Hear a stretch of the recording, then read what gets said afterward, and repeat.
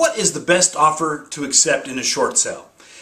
Looking for short sale information? You've come to the right place. Mike Rigley, Certified Default Advocate, distressed property expert, and your short sale specialist here. Thanks for joining us today. Hey, so today let's talk about what is the best short sale offer and what that looks like. Right now in Sacramento County and throughout the United States, housing inventory is very, very tight. There are many more buyers than sellers, causing multiple offers on most short sales as well as bank-owned and equity sale properties. So with a multiple offer, what is the best offer to accept and why? The answer is easy. The best short sale offer to accept is the one that has the best chance of getting approved by the bank and the investor, and as importantly, being able to close escrow. So one of the tactics that buyers agents use when trying to get their clients into contract is they write a very high offer, something that is usually $10, $20, sometimes $30,000 or $40,000 over the asking price.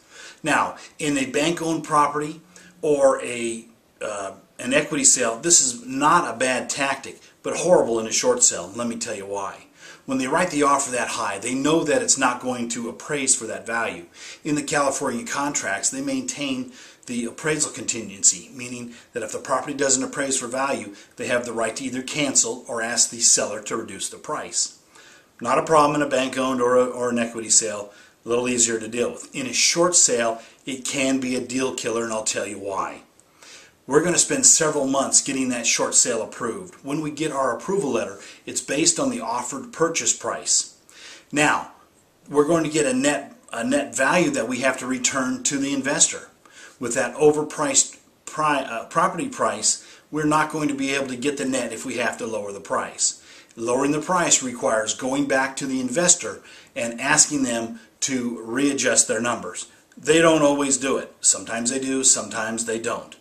If they don't, we either have to kill the deal and start all over again, or in many cases, we're so close to the foreclosure sale date that we don't have time to get an extension before we lose the property to foreclosure.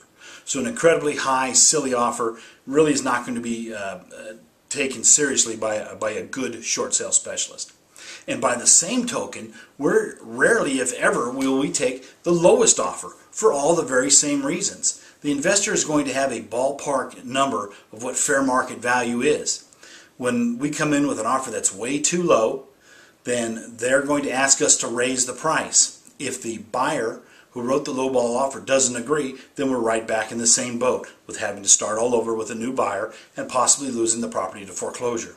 That, and we truly have a fiduciary duty to our seller, and letting a property go for less than fair market value rarely is the right thing to do.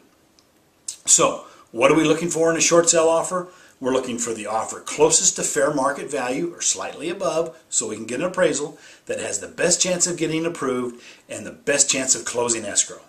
Now, to get a better idea of when your home will be worth what you owe in how many years, log on to www.shortsaleandloanmod.info for a free estimate, or give me a call for a free consultation. If you've got any short sale questions you want answered, give me a call. The call is free, the advice is free. I look forward to hearing from you.